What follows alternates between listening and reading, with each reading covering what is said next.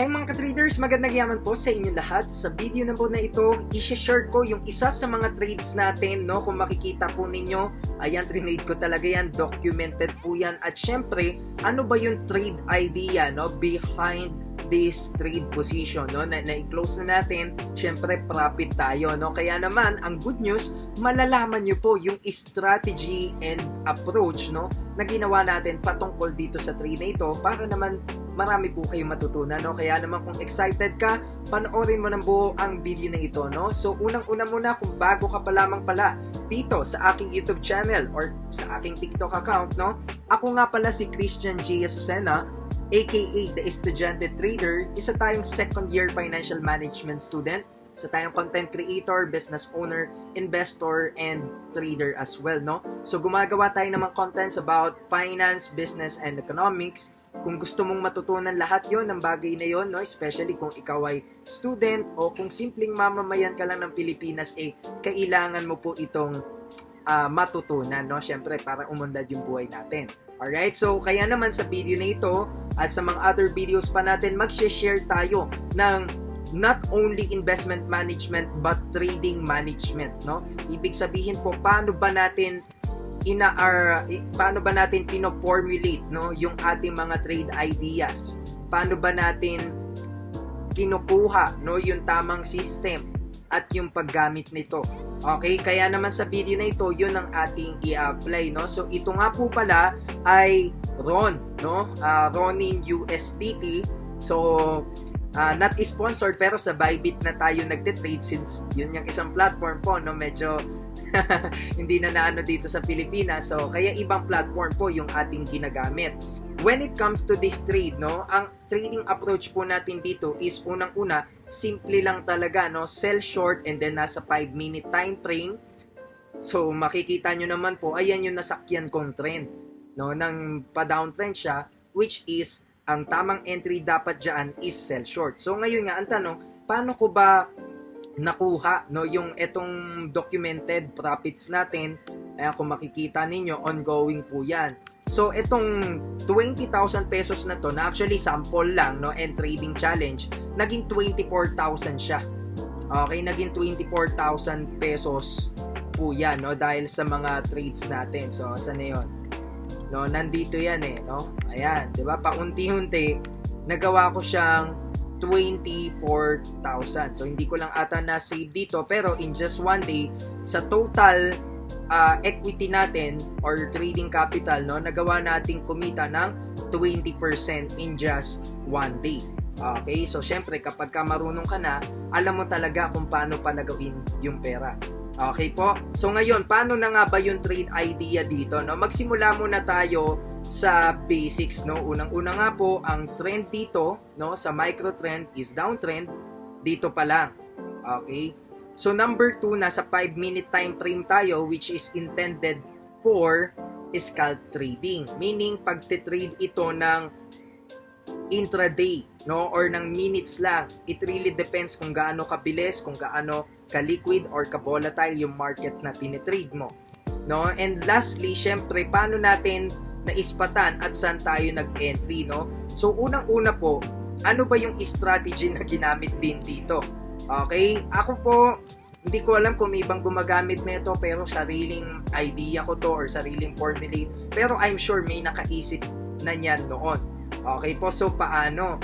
Kung makikita po natin, no, actually dito yung timing ng aking sell short. Ayan, dito po, no? Bakit natin nahulaan? Okay, not necessarily nahulaan kasi talagang ginamitan ko siya ng skill set, no, and ng analysis para makita natin na wala pa man dito yan. Okay, yung presyo, wala pa man dito yan.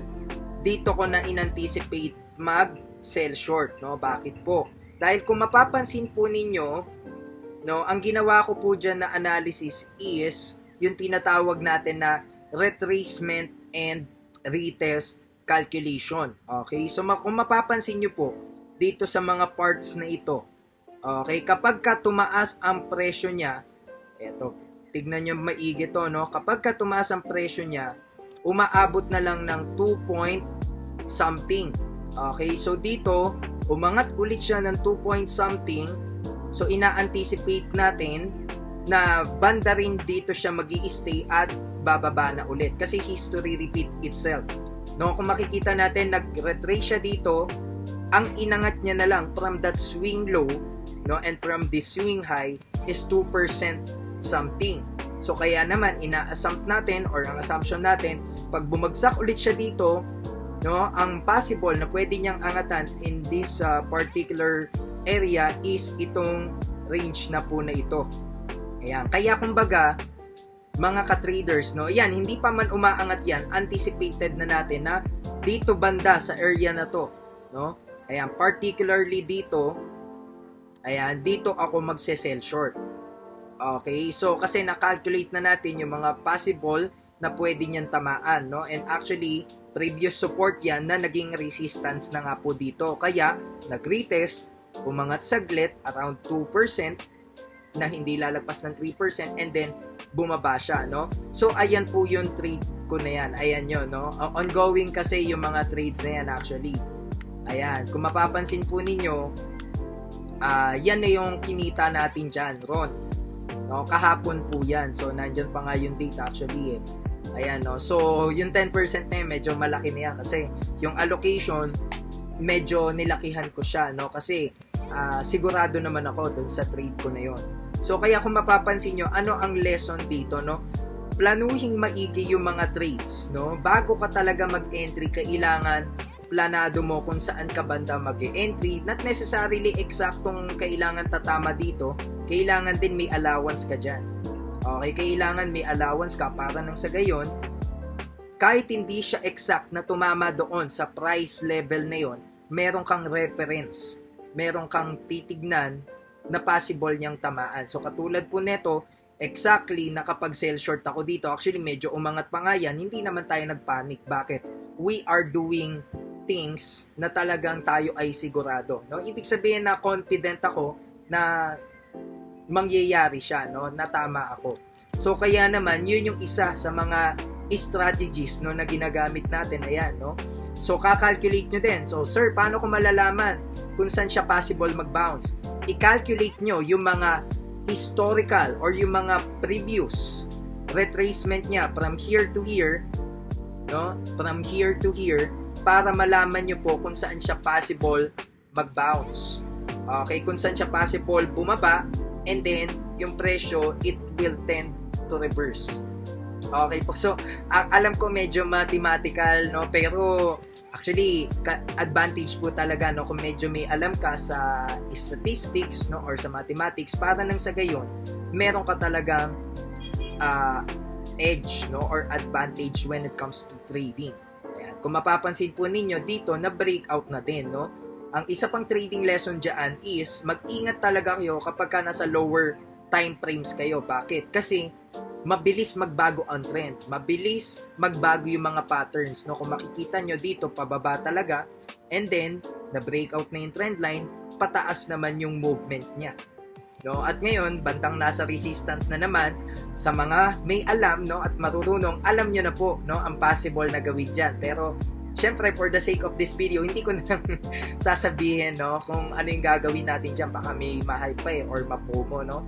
Pero, ayun, no, pag planuhan nyo, possible yan mag-sell short. O, again, ha, yan na, may clue na. Pero, hindi ko sinabi na gawin nyo po, ha, clue lang, no, na possible, kung scalp trader ka, no, possible mong i-sell short ito, no. So, hindi pa ngayon, mag-antay kayo ng tamang timing, ng market reversal, para nang sa gayon, talagang confident tayo, no? At kumpiyansado tayo sa gagawin natin. Okay po? So, sana nakatulong itong video na ito. Ayan po yung mga documentations ng trade natin.